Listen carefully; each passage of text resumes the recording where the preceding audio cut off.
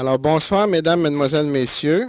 Au nom du Centre de l'Universalité ainsi que de son personnel, il me fait plaisir de vous souhaiter la bienvenue à cette conférence de Daniel Kemp, intitulée Le combattant du Verseau. Bonsoir, Daniel. Bonsoir. Le combattant du Verseau. Ceci m'amène à penser, Daniel, que depuis que le monde est monde, l'homme, ainsi que la femme, naturellement, combat continuellement. Et puis, plus on avance en spiritualité ou en ésotérisme, on s'aperçoit que dans l'évolution, il n'y a pas de break. C'est un combat continuel. C'est toujours un combat. Maintenant, le combattant du Verseau. Beaucoup de gens s'attendent à ce que, ayant atteint un certain point, on va arrêter de combattre. On va relaxer. On va voir ça comme certaines représentations qu'on a eues dans la haute spiritualité où c'est calme et tout le monde est en harmonie, et ainsi de suite. Mais si on étudie, comme je mentionnais tantôt, l'histoire, on s'aperçoit que ça n'existe pas. Ainsi que la jungle. Si on regarde le règne des animaux, c'est toujours un combat. Alors, dans le Verseau, qu'est-ce que c'est qui nous attend en fait combat? Bon, je décrirai pas qu'est-ce qui attend l'homme, parce que l'homme risque de pas vouloir y entrer. L'évolution conventionnelle spirituelle nous porte à croire qu'à un moment donné, on va pouvoir, comme tu le dis, se calmer, être non violent, vivre en harmonie, vivre en paix. On a fait déjà un congrès d'études sur la paix, et où j'avais déclaré que le mécanisme de la paix, c'était lorsque l'homme n'avait plus aucune relation avec l'extérieur. Parce que pour être en paix réellement, faut que tu sois seul dans un univers presque inexistant. Parce que s'il y a un courant d'air, tu peux le trouver pas à ton goût. T'es plus en paix. S'il y a une fleur qui pousse, tu peux la trouver pas trop belle. Ou belle et avoir peur de la perdre. T'es plus en paix. Pour que l'homme arrive à être en paix, il faut absolument que l'homme soit dans une inexistentialité presque totale. De ce fait, sur la planète Terre, la paix n'existe pas. On a des moments de calme, on a des moments de paix, mais on n'a pas de paix. Et lorsqu'on parle d'évolution, on parle toujours d'une direction vers la paix, et on parle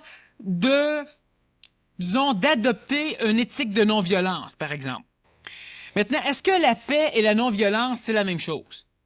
Ça, on ne s'est jamais posé la question. On répond oui si on se la fait poser. Mais on n'a jamais réfléchi à savoir ce qu'était la paix et ce qu'était la violence et la non-violence. L'évolution de l'homme l'évolution spirituelle de l'homme, l'évolution de l'homme manipulé par l'astral, tend à amener l'homme à se laisser massacrer, à se laisser maltraiter, au nom d'une éthique d'évolution, au nom d'une morale évolutive, mais non pas au nom d'une réalité. Parce que si on regarde le non-violent, pour être non-violent totalement, c'est-à-dire pour être une personne qui ne commet aucune agression envers aucune expression de vie.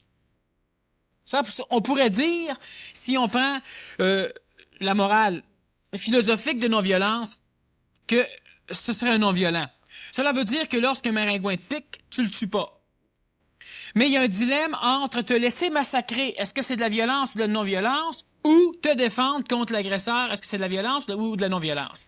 Quand est-ce pouvons-nous être réellement non-violents sur la planète Terre? Si je me fais envahir par un virus, je me laisse malade. Parce que si je tue le virus, je suis violent. Si j'expulse le virus, je suis violent. Parce qu'expulser un virus ou expulser un peuple envahisseur, c'est la même chose.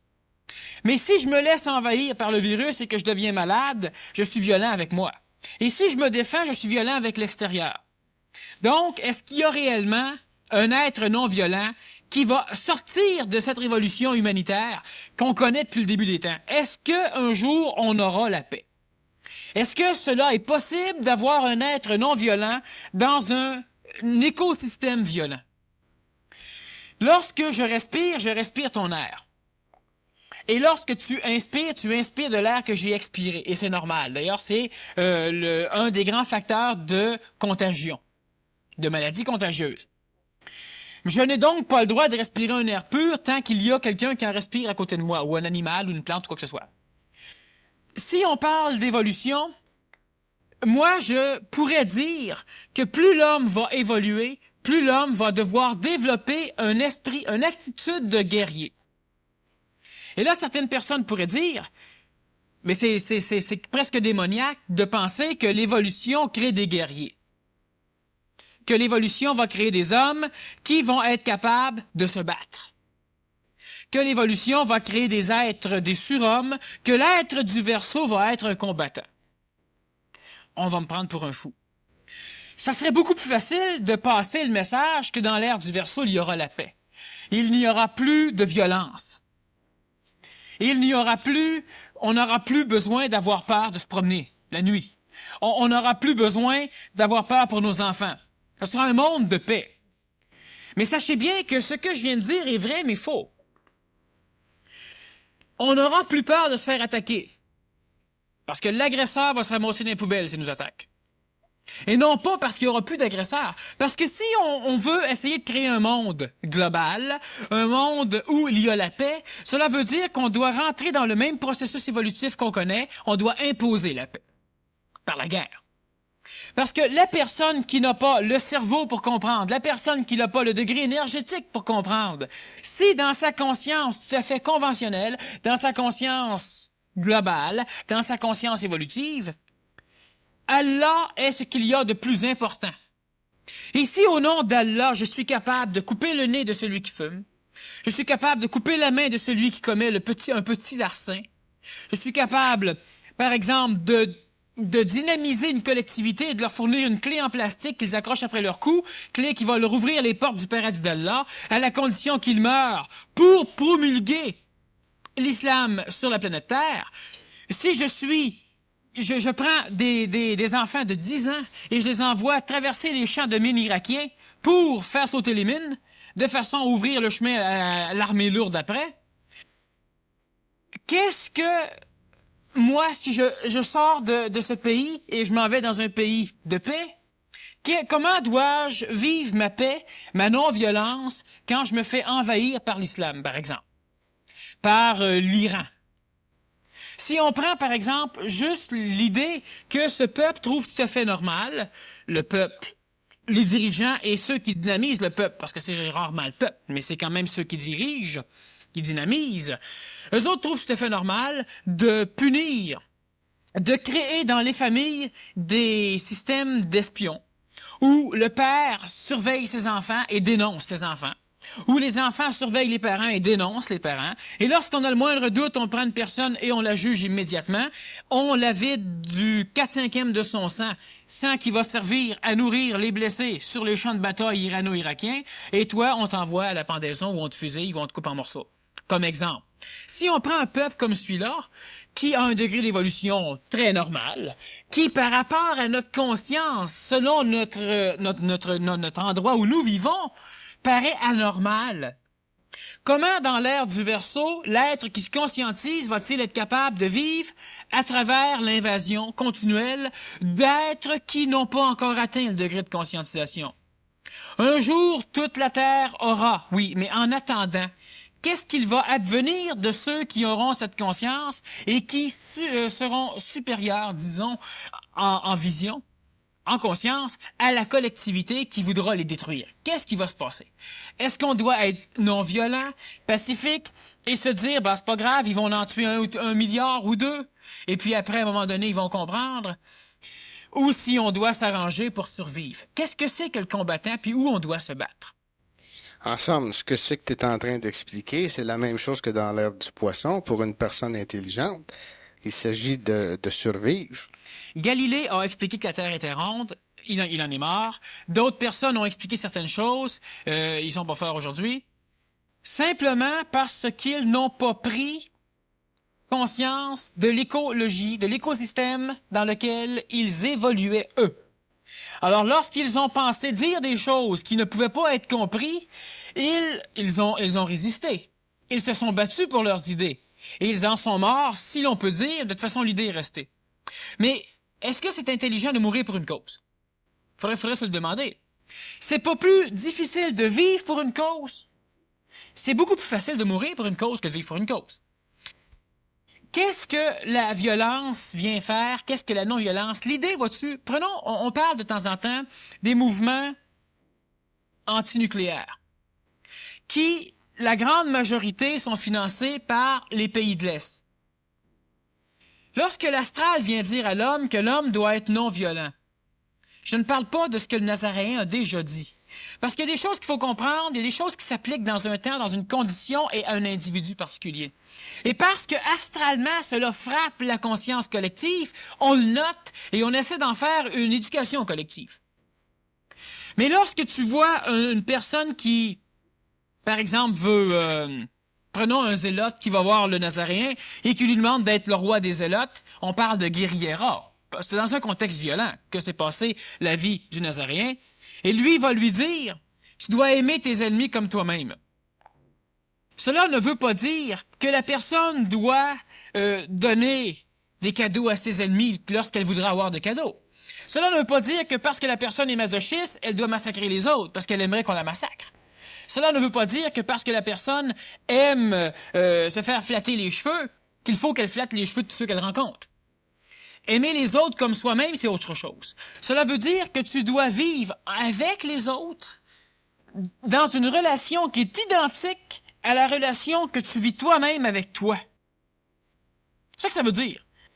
Et le Nazaréen, lorsqu'il enseignait ça à un chef zélote d'ailleurs qui s'est ramassé sur la croix avec lui, et qui a dit certaines choses sur la croix, il lui a parlé à lui, il n'a pas parlé à la collectivité planétaire. Lorsque le Nazaréen est rentré dans un temple et qu'il a mis tout le monde dehors, il était violent. Il n'a pas été dire au vendeur du temple, « Ah, je vous aime comme moi-même, paix, vous devriez vous en aller, mais si vous voulez pas rester là... Tout est relatif. Bon, mais c'est parce que ce qui va arriver, c'est que si moi je veux te voler chez vous, je vais t'enseigner que tu devrais avoir confiance à la population, que c'est pas nécessaire de barrer ta porte, que tu devrais acheter telle chose et telle chose et telle chose, que ça serait bien chez toi, tu rehausserais parce que ma tante les achète, après ça, m'en été volé.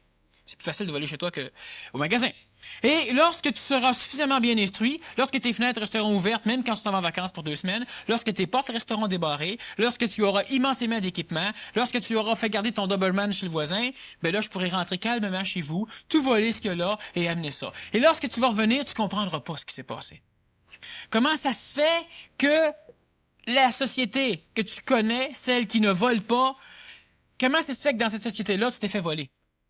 Mais l'astral, c'est la même chose. D'éduquer l'homme à être non-violent, d'éduquer l'homme à ne plus lutter, d'éduquer l'homme à refuser le combat, d'éduquer l'homme à attendre qu'on vienne le sauver, ben c'est de l'illusion, c'est de la frime. L'homme se fait royalement avoir.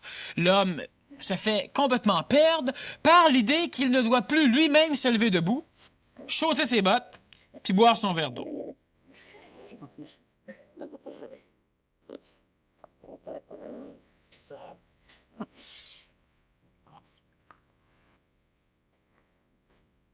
Mais c'est pas nécessaire d'être violent pour être combattant. Voilà. La violence, elle existe partout sur la planète.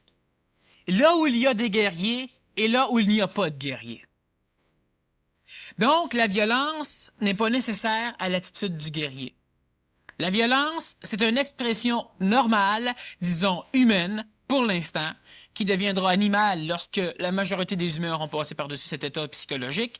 La violence, c'est un moteur, c'est une dynamo chez l'homme.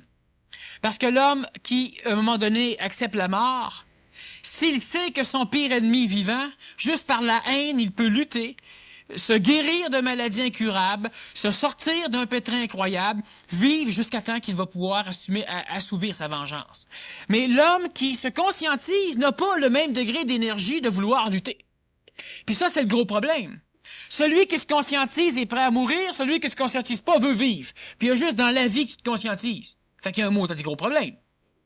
Lorsqu'on parle de l'attitude du guerrier ou du combattant, ce n'est pas nécessaire qu'il y ait de la violence. C'est même nécessaire que le combattant du verseau n'ait pas de violence. Est-ce que Moïse, on sait que Moïse était guerrier, est-ce qu'il était un guerrier violent ou non violent? Bon, Moïse était un guerrier qui était non violent pour l'époque. Il faut faire bien attention parce que c'est un guerrier colérique, orgueilleux, belliqueux, mais qui, pour l'époque, avait une attitude différente face à la guerre, c'est qu'il faisait une guerre intelligente. Ce qui n'était pas le cas de tous les guerriers de l'époque. Donc, par rapport, parce qu'évidemment, on parle de Moïse qui avait une condition d'évolution particulière, il n'a pas rencontré, à un moment donné, certaines personnes qui l'ont dirigé, des Melchisédek, pour rien. Parce qu'il n'avait pas tout ce qu'il fallait pour mener une guerre intelligente, mais c'est quand même il a quand même mené une guerre intelligente. C'est-à-dire qu'il avait une raison de se battre. Une raison qui permettait l'amélioration réelle du sort de l'homme. Une raison d'évolution, mais pas d'évolution psychologique, d'évolution réelle, matérielle et sur tous les plans. Il était colérique, orgueilleux, c'était un guerrier violent. Si on le compare à l'idée de non-violence qu'on pourrait s'attendre. Si tu prends le Nazaréen, tu le compares à Moïse, ça n'a aucun sens. Oui, mais le Nazaréen n'était pas guerrier. Le Nazaréen était un maudit guerrier. C'était un combattant énorme. Un combattant, mais pas guerrier. Guerrier, si on parle de faire la guerre dans le sens avec des armes, un homme d'armes, un gendarme, non. Guerrier dans le sens où il luttait contre des ennemis incroyables, il a lutté contre Satan, il a lutté contre l'homme, pour l'homme, il a lutté contre plusieurs tentations de s'échapper d'un chemin qui l'aidait, finir sur la croix entre autres, qui aidait aussi l'humanité. Il était un guerrier. Dans ce sens. Si on regarde, par exemple, l'idée qu'on va se faire de la majorité de nos maîtres, je reviens souvent là-dessus parce que l'astral instruit la collectivité toujours d'une façon voilée, c'est la réalité voilée. Parce que si on prend une légende, si on prend une tradition, si on prend un conte, si on prend une histoire, il y a toujours de la vérité, disons, même de la réalité cachée dans l'illusion du contexte de l'histoire ou de la légende.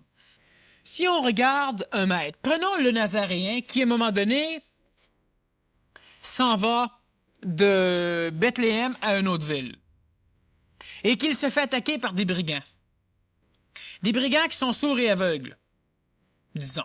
Mais sont suffisamment, disons pas aveugles, ça complique les choses, mais disons sourds. Bon. Un aveugle peut être extrêmement dangereux, mais même très dangereux. Il se fait attaquer dans une embuscade. Est-ce qu'il a su prévoir l'embuscade? Alors là, on ne le sait pas, parce que vu qu'on ne l'a pas compté dans le Nouveau Testament, comment pensons-nous que le Nazaréen réagirait si la nuit, passant quelque part, 50 brigands l'attaquent? Pour le tuer. Ils savent pas que c'est le Nazaréen, ils savent que c'est des voyageurs qui ont du matériel, ils veulent voler.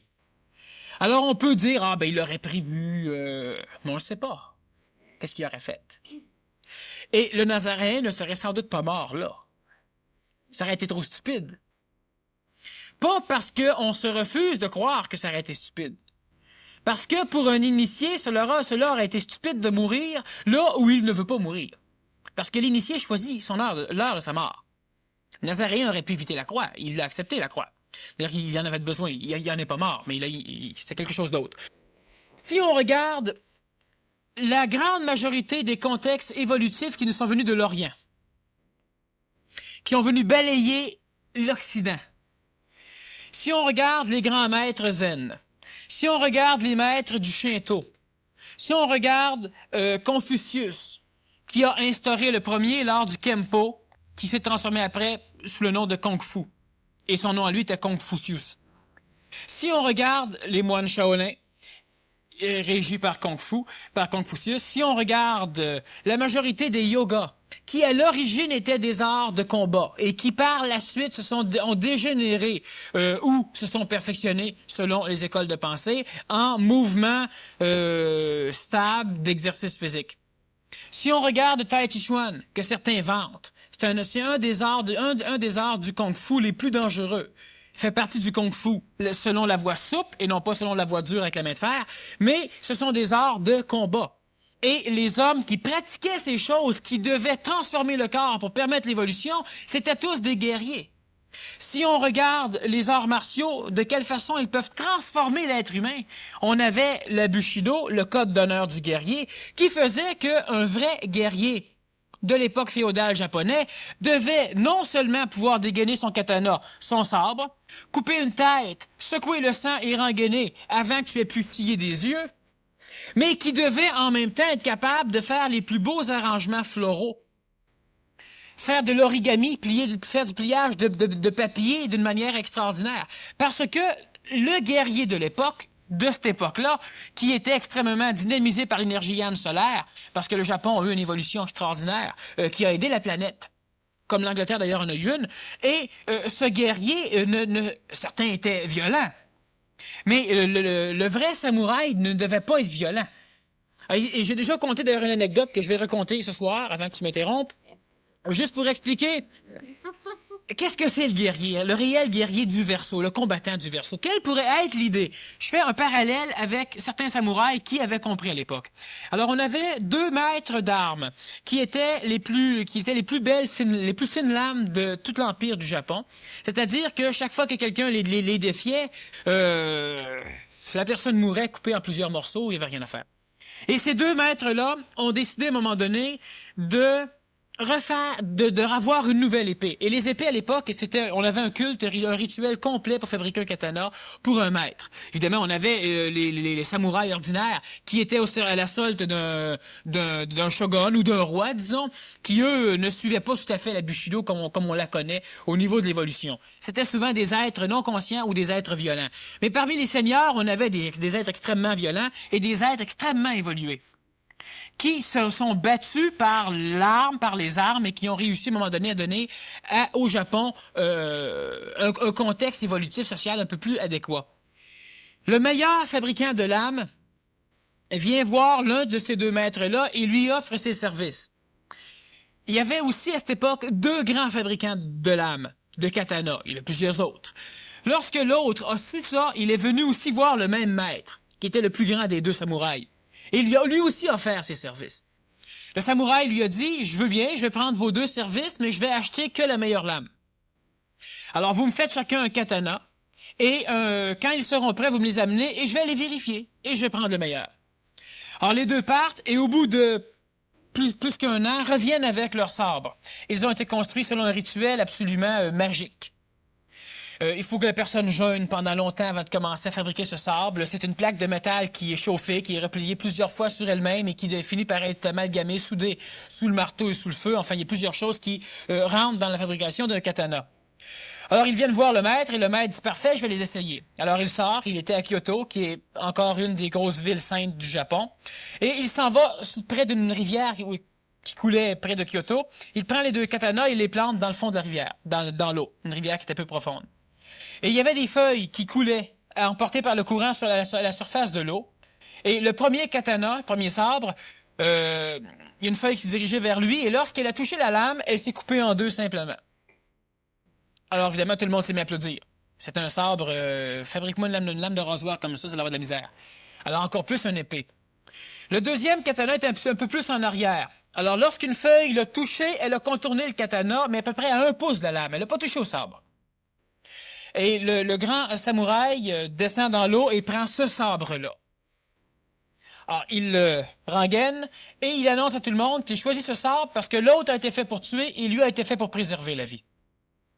Et ça, c'est le contexte du guerrier du Verseau, du combattant du Verseau, qui est capable de rester en vie malgré l'involution ou malgré les états conflictuels de l'extérieur, et qui, même s'il reste en vie, est capable d'éduquer l'extérieur.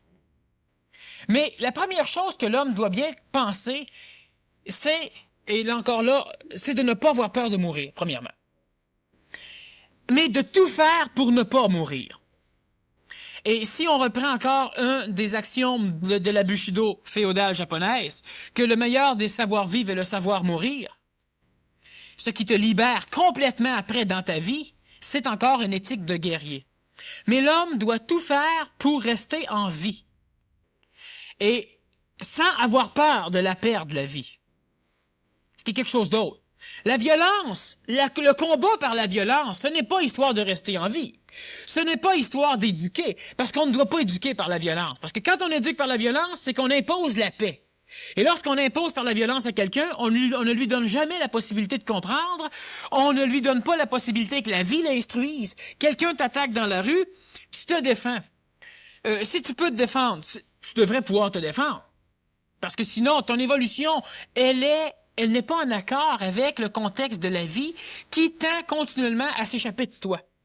Aujourd'hui, on a une éducation qui rend l'homme docile. L'homme n'a pas besoin d'apprendre à se battre. L'homme n'a qu'à crier, l'homme n'a qu'à gueuler, l'homme n'a qu'à se plaindre, l'homme peut poursuivre en justice, ou l'homme se ramasse dans le fond de l'eau à chaque bloc de ciment, ou, bon, parce que la société s'occupe de la protection de l'homme. L'homme ne mérite plus de vivre. L'homme gagne de l'argent à la place. Et l'idée d'être un guerrier, c'est d'être capable... Qu'est-ce que c'est que le guerrier? Le guerrier, pourquoi j'ai pris le terme guerrier ou combattant? Lorsque tu t'en vas sur un champ de bataille, tu dois avoir tous tes sens en état d'alerte. Parce que c'est ta vie que tu vas protéger. Lorsque par exemple, tu t'en vas sur le bord d'un champ, d'un coup, tu as une gang de personnes qui, régies par leur degré d'évolution et leur contact astro, décident qu'ils te sautent dessus. Tu te sauves dans le champ, il y a une petite forêt, tu te caches là. Puis là, tu vois la gang qui passe puis qui te cherche. Dans quel état es-tu?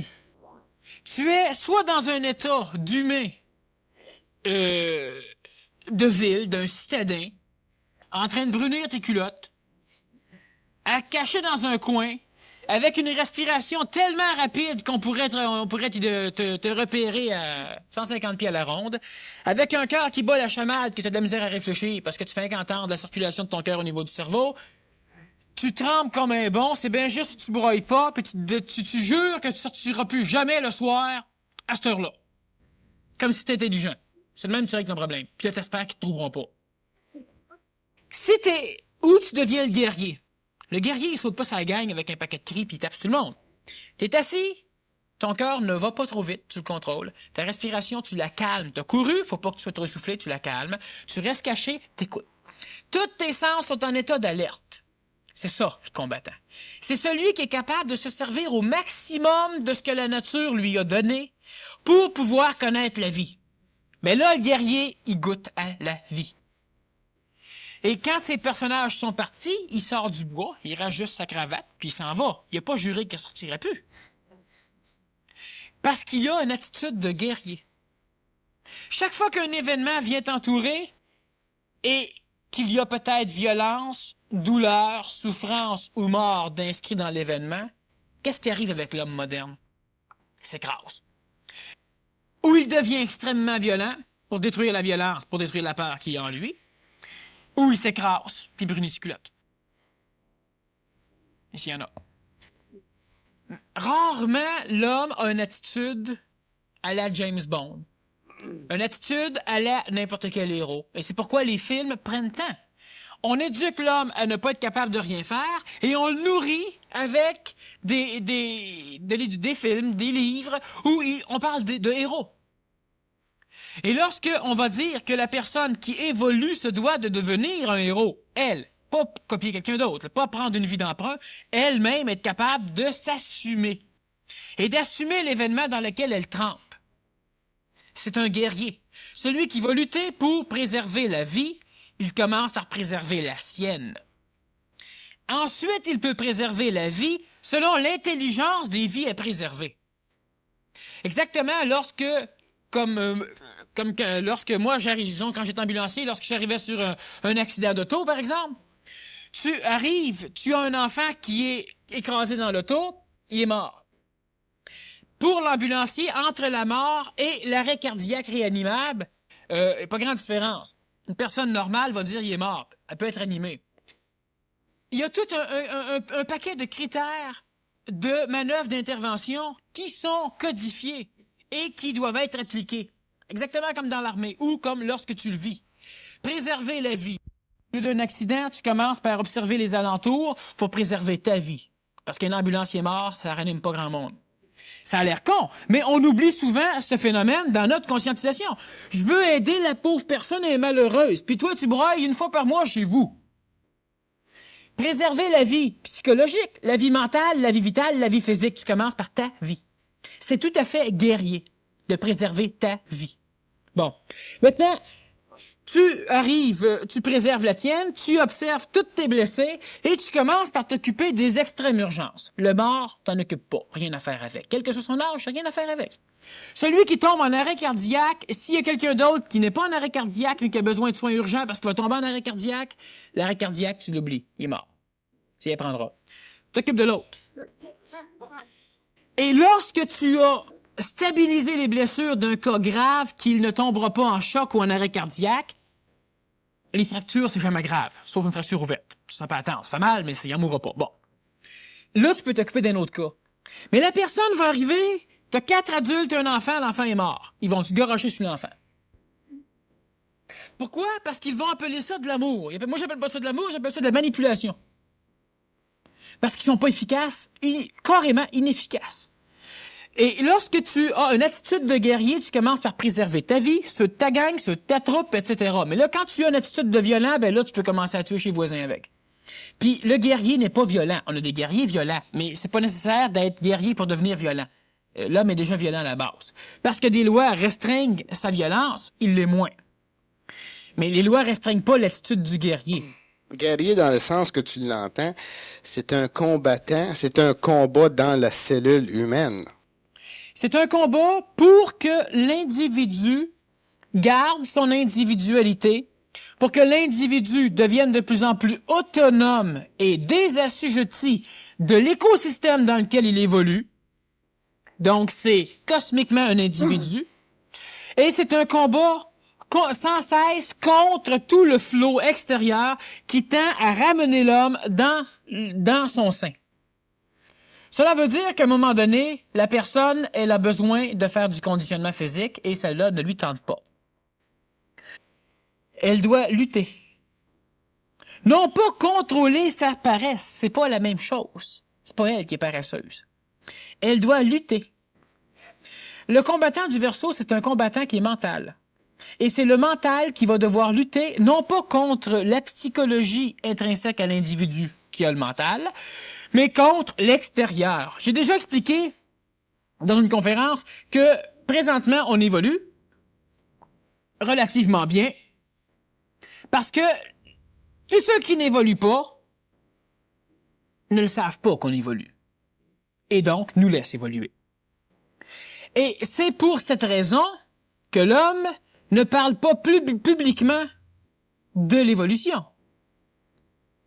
Et si on dit dans le phénomène que l'extérieur nous laisse évoluer, que c'est faux, alors pourquoi on a peur d'en parler de l'évolution? Parce qu'on nous traite de fous. Bon, puis ça vous fait-tu mal de vous faire traiter de fous? Oui, donc ça vous empêche d'évoluer? Oui, alors donc vous en parlez pas pour pas que l'extérieur vous empêche d'évoluer. Et c'est justement, l'extérieur nous permet d'évoluer présentement parce que c'est encore ésotérique, c'est encore un peu caché. Il y a de la censure qui s'instaure un peu partout, mais on peut encore évoluer relativement facilement. Certains peuvent voir que dans leurs conditions de travail, ils ont des problèmes parce que l'extérieur les empêche d'évoluer. Certaines autres vont voir que la famille, par exemple, peut être une condition qui t'empêche d'évoluer. Mais tant que t'en parles pas trop, tant que c'est pas trop pire, ça va. Mais il y a un maudit problème, c'est que l'homme se conscientise de plus en plus, donc ça commence à de plus en plus transparaître. Ce qui fait que de plus en plus, on va finir par créer plus. C'est pas compliqué, ben. Chaque fois que vous expulsez de chez vous une mauvaise habitude, un contexte involutif, ben vous nourrissez l'extérieur qui a de plus en plus d'énergie pour vous taper dessus. Et si on regarde différentes religions sur la planète qui ont une tendance à s'étendre à l'échelle planétaire, c'est leur but. On a des pays orientaux qui veulent le faire, on a des pays de l'Est athées qui veulent le faire, on a des pays islamiques qui veulent le faire, on a pouvoir financier aussi, mais c'est le moins dangereux de la gang. Présentement, juste dans notre contexte d'évolution, tu casses pas la gueule à tous ceux qui disent que t'es fou. C'est pas ça le guerrier. Ça, c'est un imbécile, pas un guerrier, ça. Il va falloir à un moment donné qu'il y ait un guerrier qui vienne pour l'éduquer, celui-là. Tu dois être capable de tenir ton point, pas ton point de vue, pas ce que tu dis, pas ton idée, pas ce que tu communiques, de rester toi. C'est ça le guerrier. C'est celui qui va être capable, à travers tout le monde, de rester lui. C'est celui qui est capable de travailler en collaboration avec tout le monde. Lorsqu'il voit une intelligence là-dedans. C'est celui qui est capable de travailler pour aider ceux qui comprennent pas lorsqu'ils voient l'intelligence de le faire. C'est celui qui est capable de travailler à l'envers de tout le monde si personne veut le suivre. En autant qu'il ressent que ce qu'il a à faire est correct. C'est évident, on parle du combattant du Verseau. Alors présentement, moi, ce que je fais, ça va à l'envers de bien des choses. Comme conférencier, au niveau du projet OFSA, au niveau du cours PMC, au niveau de plusieurs choses. Ça va à l'encontre. Mais il y a rien qu'une maudite différence, c'est que premièrement, je suis un guerrier. C'est-à-dire que je ne veux pas m'imposer. Il y a personne ici qui s'est fait ramasser au métro avec un fusil et qui s'est fait amener ici de force. Bon, je m'impose pas. Et il y a une autre chose, par contre, c'est que je ne démords pas. Et c'est facile. Si je regarde des systèmes d'éducation, les résultats qu'ils ont, on peut presque dire qu'ils n'ont pas de résultats. Si on regarde des systèmes d'éducation comme le PMC, on a des résultats. Il y a une différence bien gros. Tu as tellement... juste le fait de vouloir continuer. Prenons juste l'exemple du village OFSA qui apparaîtra un jour ou qui n'apparaîtra pas. Moi, je m'en fous. Ce n'est pas mon village, donc je le dynamiserai pas plus qu'il faut. C'est le village d'une collectivité, alors ils se dynamiseront avec moi ou on ne le fera pas. Mais c'est intelligent de le faire. Alors, je vais à des places et on me dit que ça n'a aucun sens. Ça fait des millions qui essayent de faire quelque chose comme ça. Il n'y en a jamais un qui essaye de faire quelque chose comme ça. Le monde, lorsqu'ils vont là, c'est tout bien beau, mais dans 2 ans après, ça foire, puis ça foirera. Ah, mais ça vaut pas la peine que tu l'essayes, c'est déjà pareil comme ici. Ce sont du monde qui ne sont pas guerriers. Ce sont du monde qui sont... D'ailleurs, regardons bien ceci. C'est que le combattant du Verseau aura ceci de différent des combattants du Poisson. C'est qu'il voudra lutter pour l'amélioration, tandis que l'homme normal du Poisson, qui est en fait un combattant, lutte contre tout ce qui permet l'amélioration. Tout ce qui est neuf, pas bon. 95% de la population. Évidemment. Alors, ici, on a un adage canadien qui dit que quand ça fera 10 ans que les Américains l'auront essayé, ça va arriver au Canada. Fait que l'acupuncture, c'est reconnu? Pas encore. En France, c'est reconnu depuis bien longtemps. Les Américains ont commencé à le reconnaître, fait qu'il faut qu'on attende un peu. On le reconnaît à un moment donné. Ils ont réglé tel problème aux États. Ouais, mais ça fait 5 ans. Fait que, attends encore un peu. Dans 10 ans, on va pouvoir commencer à l'appliquer ici. Et les États attendent, tout le monde attend. Pourquoi? Parce que on est relié au plan astral, planétaire, qui tend à étouffer l'envergure de l'homme, qui tend à étouffer l'évolution de l'homme, et qui tend à instruire l'homme que l'homme sera sauvé. Et l'homme sera sauvé par qui? On veut être non-violent. On refuse l'idée du combattant. Moi, je me fais attaquer sur la rue, je vais parlementer. Et s'il y a un coup de poing qui s'en vient pendant que je parlemente, je vais éviter le coup de poing. Et s'il y en a un deuxième, ben je vais peut-être mordre le poing. Je vais m'arranger du moins pour qu'il n'y en ait plus de coups de poing et je vais continuer à parlementer. Et si la personne ne veut rien savoir, ben je vais m'arranger pour qu'elle ne puisse plus me toucher, puis je vais m'en aller. Je vais peut-être me sauver. Elle va se lever, elle va me chercher, je serai plus là. Je suis un guerrier. Pas été violent. Pas question de violence là-dedans. Mais si on refuse tout ça, on va être sauvé par qui? Par Dieu. Dieu qui va venir avec ses armées. Une chance qu'il y a des guerriers des places. Parce que qu'est-ce qu'il ferait à Dieu, pas de guerrier? Il viendrait sur la planète Terre et il dirait « Paix aux hommes de bonne volonté ». L'islam est de bonne volonté, les Américains sont de bonne volonté, les Russes sont de bonne volonté, les Canadiens sont de bonne volonté, tout le monde est de bonne volonté, puis on s'entretue. Il va falloir qu'il se passe quelque chose. Et on a effectivement besoin d'attitude où, si vous avez raison, et lorsque vous détenez une importance dans l'évolution d'une collectivité, vous devez rester en vie. Et si vous êtes vous-même, chez vous, tout seul comme individu, ben vous devez rester en vie. Et si notre condition de vie nous éduque à ne rien faire pour rester en vie, si un jour on aurait à devoir se défendre pour la vie, ben on meurt. Rester en vie, c'est très important, mais rester en vie en santé, c'est aussi très important. Ouais, faut commencer par rester en vie, tout court. Ensuite, il faut améliorer l'état de la vie. L'état de la vie physique. Transformer la matière si elle nous nuit. Transformer nos habitudes psychologiques si elles nous nuisent. L'état de la vie vitale. Faut rester en vie vitalement. Quand je parlais, à un moment donné, des échanges d'énergie, où on a des têteux d'énergie qui viennent te siphonner, des vampires, ben, tu dois rester en vie vitalement. Alors, à un moment donné, tu n'es pas violent. Tu dis à la personne, va-t'en, je peux plus te voir, tu te sauves, tu t'enfermes, tu raccroches le téléphone, tu te camoufles, tu te caches, tu fais quelque chose. Pourquoi? Parce que la personne, c'est un têteux d'énergie. Hein? On l'a vu qu'une personne qui vient toujours se plaindre de ses problèmes, mais qui écoute jamais tes solutions, veut rien que se plaindre, elle prend ton énergie. Alors, tu dois être un guerrier. Tu peux aider, tu aides. Tu ne peux pas aider, tu n'aides pas. Toi, en premier. Et si chacun s'occupait de lui en premier, on n'aurait pas les problèmes qu'on a là. Il n'y aura pas de guerre non plus. Il n'y aura pas de guerre non plus, parce que moi, je m'occupe de moi, puis je suis correct comme je suis. Mais parce que il y en a un qui n'a pas ce que moi j'ai, ben puis l'autre là, aller le chercher, puis je vais lui donner. Parce qu'on fait toujours des guerres au nom d'une collectivité nationale, jamais au nom d'un individu. Hein? Alors, ce qui arrive, c'est que tu dois donc entretenir ta vie vitale, et après la qualité, l'air que tu respires, ce que tu manges comme le public que tu côtoies, tes amis, ta famille, tes constructions, ta maison, tout ça. Tu dois entretenir ta vie psychologique, pas virer fou. C'est-à-dire, tu ne remets pas ta vie psychologique ou astrale entre les mains d'un maître, entre les mains d'un prêtre, entre les mains d'un gourou ou entre les mains d'un dieu. Tu dois être capable d'assumer toi-même ta relation entre des énergies supérieures et toi. Et non pas remettre cette relation entre les mains de quelque chose que tu connais pas. Tu dois donc rester en vie, psychologiquement, astralement, et après, tu dois entretenir une qualité de vie astrale. Tu dois rester en vie mentalement et tu dois entretenir une qualité de vie astrale. Donc, pour le physique, c'est pas juste la qualité de la vie, pour commencer. C'est l'entretien de la vie. Reste en vie. Justement, Daniel, je pense que ça rejoint ce que tu es en train d'expliquer. La question qui me venait à l'esprit, c'est que, OK, on a parlé du combattant ou guerrier, comme tu appelles, de l'ère du poisson. On a parlé du guerrier de l'ère du Verseau. Si on parlait justement, et je pense que c'est ce que tu es en train d'aborder, du guerrier ou du combattant de l'ère pré-Verseau ou de la période avant fin du siècle ou fin du cycle qu'on est en train de passer, parce que on a passé tous nos petits combats, disons que ceux qui font une évolution, et lorsque on avance de plus en plus, bien le combat change continuellement. Et puis, on n'a pas à combattre la même chose un coup qu'on a compris qu'est-ce qui se passait et qu'on a compris le phénomène.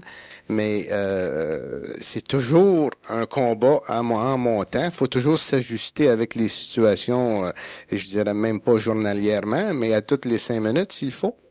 Et puis, comment justement arriver à, lorsqu'on arrive en haute spiritualité et qu'on entre dans le mental, faut faire face à la basse astrale, c'est-à-dire on a fait face avant à la basse astrale, on a eu nos combats avec la basse astrale, après ça avec la médium, et lorsqu'on combattait la basse astrale, on savait pas qu'on allait à combattre la haute astrale à un moment donné. Non. Mais il faut combattre ça aussi si on va être capable d'aller plus loin.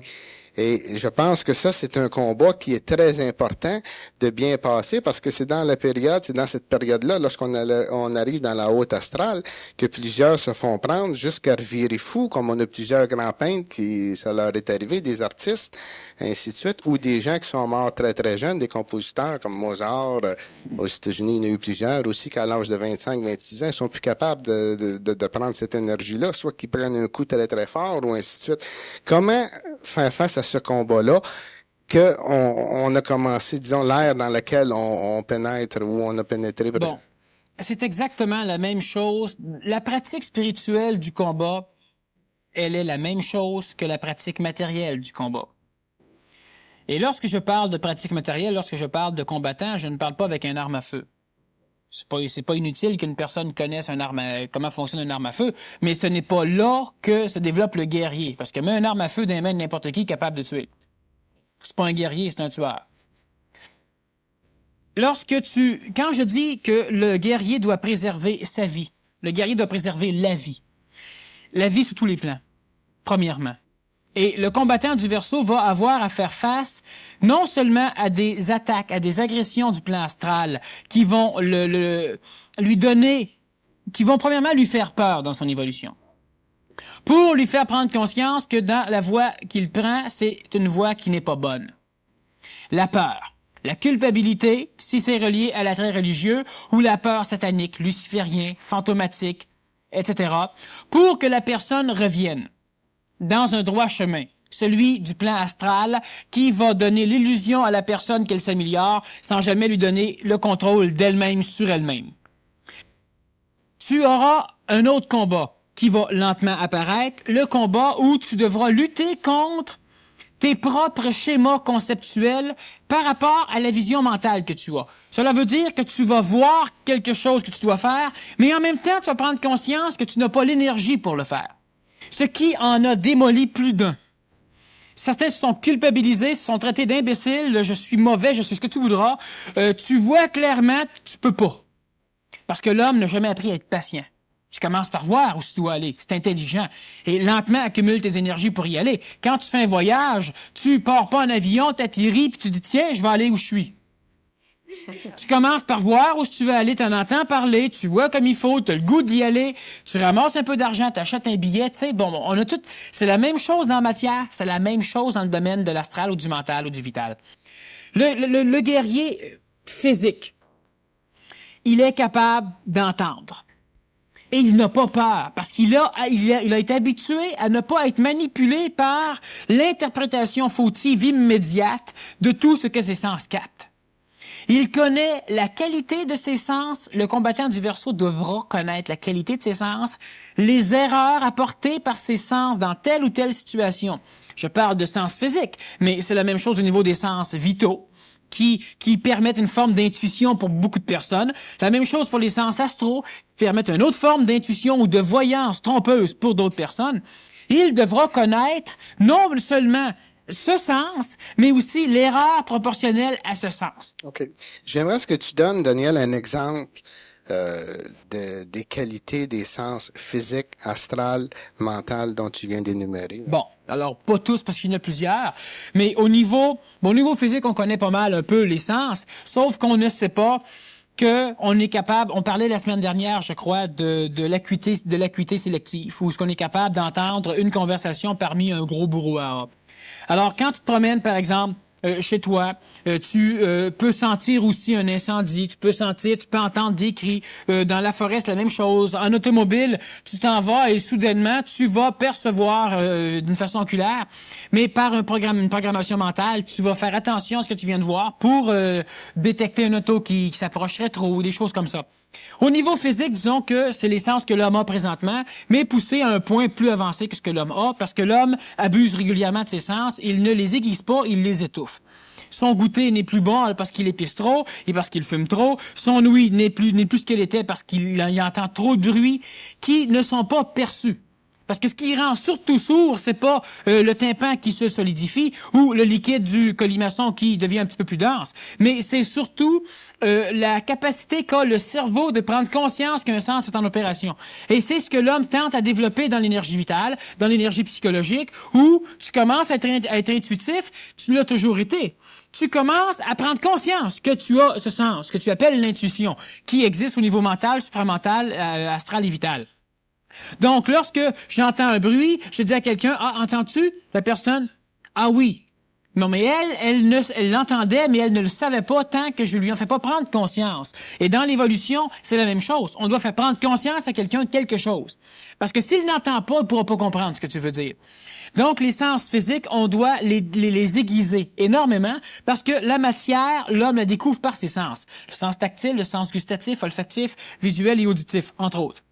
Au niveau vital, il y a d'autres genres de sens que l'on développe, par exemple, extrêmement au niveau du PMC, parce que c'est un sens qui va faire partie de l'héritage des débutants dans le Verseau, des enfants du Verseau.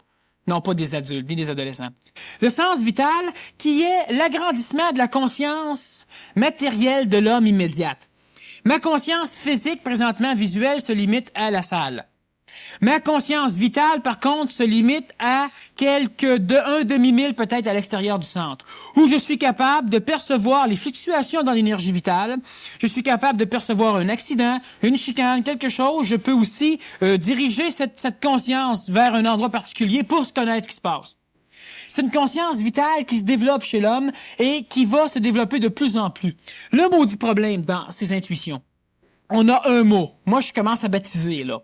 Mais on a un mot qui s'appelle l'intuition. J'ai de l'intuition, je suis capable de voir ce qui va arriver demain. C'est de l'intuition astrale où tu peux lire dans l'astral des choses déjà gravées qui ne sont pas matérielles. J'ai de l'intuition, je suis capable de trouver où c'est qu'une personne a mal, puis je suis capable de la guérir. C'est de l'intuition vitale et non pas astrale. J'ai de l'intuition, je suis capable de trouver une solution à un problème immédiatement quand quelqu'un m'amène quelques coordonnées. C'est de l'intuition mentale, ça n'a rien à voir avec l'astral ou le vital. Mais la personne conventionnelle, elle appelle tout ça de l'intuition. Comme on appelait l'astral souvent à un moment donné un paquet de choses. On parlait des astres, de l'astrologie, on parlait du corps, on parlait des émotions. Bon. L'intuition, c'est un sens inconnu de l'homme et qui n'est pas relié au sens physique. Mais dans l'intuition, il y a des sens qui sont vitaux au niveau du corps vital, des sens qui sont astraux au niveau du corps astral, mental et même supramental. Donc, le guerrier va développer ces sens-là comme le sens physique. Comment? Par la pratique. Lorsque tu as les yeux bandés et que tu te promènes, par exemple, dans la forêt ou dans une salle organisée en fonction de ça, et que tu es capable d'éviter tous les obstacles. Parce que les aveugles peuvent le faire, mais les aveugles, on ne les éduque pas à le faire. On leur fournit un chien à place, ce qui est une bonne chose, mais on devrait éduquer la collectivité à se servir de ce sens, qui te sert la nuit, qui te sert tout le temps. Mais ce qui va arriver, c'est qu'on va dire, oui, mais tu sais, une maison passe au feu. Combien de maisons dans la ville de Montréal qui ont brûlé l'année dernière? Ça veut dire que j'ai une chance sur 40 que ma maison passe au feu. Fait que ça vaut-tu la peine que je me mette, par exemple, que je m'entraîne à détecter des choses? Ça vaut-tu la peine que je détecte? T'sais, bon, c'est le même que l'homme fonctionne parce que l'homme n'a pas l'esprit du guerrier pour l'amélioration. C'est pas de toujours t'améliorer en vue qu'un événement arrive. C'est de t'améliorer en vue d'être sécure.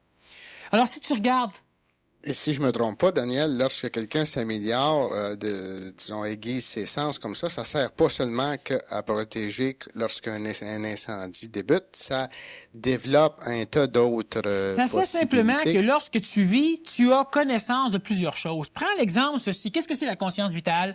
C'est des sens vitaux. Qu'est-ce que c'est la conscience astrale? C'est d'avoir des sens précis et sûrs dans l'astral. Ma conscience physique, qu'est-ce qu'elle est? Je ferme les yeux, je n'entends pas, je ne sens pas, je touche. J'ai une conscience physique. Et tout d'un coup, je commence à sentir. Ma conscience grossit. Et là, je tombe dans un nouveau monde. Tout d'un coup, j'entends parler, j'entends des bruits. Ça n'a aucun rapport avec la conscience physique ou olfactive. Je tombe dans un nouveau monde qui peut me faire peur. Parce qu'il y a de l'énergie dans le son, en maudit. Tout va bien, j'ouvre tous ces sens-là et tout d'un coup, j'ouvre les yeux. Et tout le monde, tout l'univers que j'avais imaginé à partir de l'oreille, du toucher, du goût et de l'odorat, tout cet univers change, disparaît complètement pour qu'un autre univers apparaisse. Un univers avec des formes, des couleurs que je n'ai jamais entendues, avec des formes que j'avais dessinées mais que je n'avais jamais pu saisir, avec des distances que je ne connaissais pas, avec tellement de choses. Et là, je suis paralysé, je dois connaître ce sens, je dois apprendre à fermer mes yeux, je ne peux plus dormir avec le sens ouvert, sinon je dois me mettre dans un endroit où il n'y a plus de lumière, où il n'y a plus de transport, disons, pour affecter ce sens, mais je viens d'arriver dans une conscience écœurante. Et si tout le monde est aveugle, je suis un des plus grands initiés sur la planète, je vois. Je suis capable de dire à un homme, un aveugle, telle place, il y a telle chose. Va en ligne droite et tu vas y arriver. Et lui part, et s'il ne me croit pas, parce qu'à un moment donné, là, il est plus sûr, là, il décide de ralentir, il y a un pas qui avance moins, il vire un petit peu, il se fait embarquer, il n'y arrivera pas. Mais moi, je vais lui dire, tu viens de changer de place, continue. Lui peut me dire qui t'es pour me dire quoi faire. Je vois. Je vois. Qu'est-ce que ça veut dire, je vois, pour un gars qui voit pas, qui n'a jamais vu? Ça veut rien dire. Rien. Alors, la personne, elle va devoir, à un moment donné, développer la vue. Et c'est ce disons, un homme intelligent qui a la vue va enseigner. Développer la vue. Lorsque l'on tombe dans un autre schéma, les sens physiques, la vue, c'est ce qui est le plus haut. Soudain, tu as une intuition vitale. Tu commences à développer un sens vital qui te permet de, l'autre bord d'un mur, de voir ce qui se passe. Pas que la vision oculaire, pas des images dans ta tête. C'est ce que l'homme s'imagine. Ça, c'est l'interprétation faite par la pensée d'une perception extrasensorielle. Lorsque tu perçois, tu commences à savoir des choses. Première chose, tu te crois pas. Tu doutes. T'en as peur. Tu vois un fantôme, c'est extraordinaire, mais t'en as peur. C'est pas épeurant. Quand tu ouvres les yeux, tu vois un tas de marde à terre, disons. C'est pas nécessaire d'épiler dedans. Hein? Quand tu vois le fantôme, t'en as peur. Mais c'est mauditement plus sécure si tu le vois que si tu le vois pas. Mais c'est bien plus peurant pour l'homme quand il le voit que quand il le voit pas. Parce que si tes yeux fermés, tu peux dans quelque chose de gluant, ça ne dérange pas. Si tes yeux ouverts, puis tu l'as vu, puis tu peux sentir, puis tu peux toucher, si ça dérange. C'est comme ça pour tous les autres sens. Ils font peur à l'homme, mais ils ouvrent la conscience de l'homme. Et le guerrier, le combattant, c'est celui qui est toujours en état d'alerte. C'est ça qu'il faut que l'homme développe chez lui. Tu facilites ton évolution parce que tu es moins charrié. Tu charries pas un combattant comme tu charries une personne qui combat pas. Tu rentres dans un village, 2 combattants, 300 non-combattants. Il y a un loup mangeur d'hommes qui s'approche. Tout le monde a peur, sauf 2. Ces 2-là disent « Ouais, parfait. » Sort les bébelles, ils se préparent. Ils vont aider la population. Pas parce qu'ils veulent l'aider. Parce qu'ils veulent pas, ils veulent pas mourir non plus. Mais tout le monde a peur. Là, tout le monde dit « Ah oui, on va goûter. » Puis là, t'en fais des chefs, ces combattants-là. Puis c'est ça qui est le problème, parce que du moment qu'une personne commence à avoir du pouvoir, veut pas, il se fait gruger par l'astral, puis il devient bon. Mais dans tout ton village, il y en a 2 qui n'ont pas peur. Est-ce qu'ils sont habitués à se battre contre des loups? Non. Mais par contre, ils connaissent le sens, ils ont confiance en le sens, ils connaissent leurs capacités et leurs limites, puis sont capables de pousser leurs limites un peu plus haut, pas en cas qu'un loup arrive, simplement qu'ils agrandissent leur conscience physique. Leur conscience vitale se développe parce que dans l'esprit du guerrier, dans l'esprit du combattant, tu développes ta conscience vitale. Quand tu es perdu dans le bois, puis tu entends quelque chose, tu es en alerte. Mais il y a tout ton corps vital au complet qui va percevoir, mais tu peux pas analyser. Et il amplifie énormément ce qui va être perçu par l'audition, par exemple. Ce qui fait qu'un écureuil qui marche dans le bois fait autant de bruit qu'un ours le jour. Pas parce que ta psychologie crée lourd, parce que tu entends des bruits beaucoup plus forts. Mais plus fort parce qu'il y a un canal créé par ton énergie vitale qui permet au son de voyager et de ne pas être diminué par la distance. Et ton oreille le perçoit et c'est plus fort. Mais c'est extraordinaire. Mais non, c'est épeurant. Au lieu d'être extraordinaire. Parce que la personne n'arrive pas à faire le lien entre son audition simple et l'audition supportée par l'énergie vitale. Une autre personne va être dans la forêt et soudain, elle va dire « il y a présence humaine quelque part ». Ça va. Quand tu passes proche d'un cimetière puis tu perçois quelque chose de maléfique, de bas en vibration, ça te fait peur. T'aimes bien mieux ne pas le percevoir. Ben, c'est ça l'évolution de l'homme. Il ne veut pas percevoir, l'homme est un autruche, on l'a déjà dit, et parce que ça lui fait peur. Mais moi, j'aime bien mieux passer proche d'un cimetière et percevoir toutes les entités qu'il y a là, que de passer et de rien percevoir. Parce qu'ils sont là pareil. Mais je suis automatiquement plus sécure si je sais où ils sont. Sauf si je me fais embarquer par ma peur. Les sens, c'est des choses que l'homme va développer et l'état du combattant. Tu es dans une société où tu dois survivre. Pas parce que les autres, c'est des maudits cochons. Non, ça n'a aucun rapport. Simplement parce que tu as des sens qui sont ta conscience. Conscience physique, sens vitaux, conscience vitale, sens psychologique ou astral, conscience astrale, sens mental, conscience mentale, et tu évolues comme un entonnoir à l'envers. Est-ce que la pratique de développer ces sens-là, Daniel, va hausser le taux vibratoire d'un individu? Automatiquement, parce que tu développes un sens vital si tu as un corps vital adéquat. Par contre, tu peux rendre adéquat ton corps vital si tu perçois qu'est-ce que je veux dire ou qu'est-ce qu'on veut dire par sens vital, ce qui fait que tu es capable d'ajuster ton énergie, et cela se fait par la pratique, pour que ça fonctionne. Et le résultat, tu l'as. Exactement comme lorsque je te dis, calme ta respiration. Tu calmes ta respiration volontairement, ça ralentit ton cœur, puis tu es moins nerveux. T'as-tu calmé ta nervosité? Tu n'y as même pas touché ta nervosité. Tu as calmé ta respiration. Tu as calmé ton cœur automatiquement et ça t'a calmé automatiquement, même dans ta psychologie. C'est la même chose, tu peux ajuster par certaines pratiques différentes choses et tu évolues, tu développes ta conscience. Tu augmentes ton schéma d'énergie parce que tu apprends aussi à le conserver, parce que le combattant ne perd pas son énergie, ne marche pas pour rien, il ne se bat pas pour rien. Quand on parle de se battre, on parle sur tous les plans. On va peut-être revenir un peu de façon avec les questions au niveau des combats par rapport à l'astral. C'est ça. Alors, je te remercie beaucoup pour cette première partie de la conférence. Pour le bénéfice de ceux qui viennent pour la première fois, nous avons une deuxième partie qui dure aussi 1 heure, qui est une partie de questions. Alors, à ce moment-là, vous pouvez écrire vos questions sur des feuilles de papier qu'on va passer sur les tables, et puis vous les remettez ici à l'avant. Et puis pour la deuxième partie, c'est Guy qui va poser les questions à Daniel. Alors, vous allez avoir des réponses sur les questions qui vous sont venues pendant la première partie. J'aimerais aussi vous rappeler que ici, il existe une tradition qui veut que chaque fois qu'un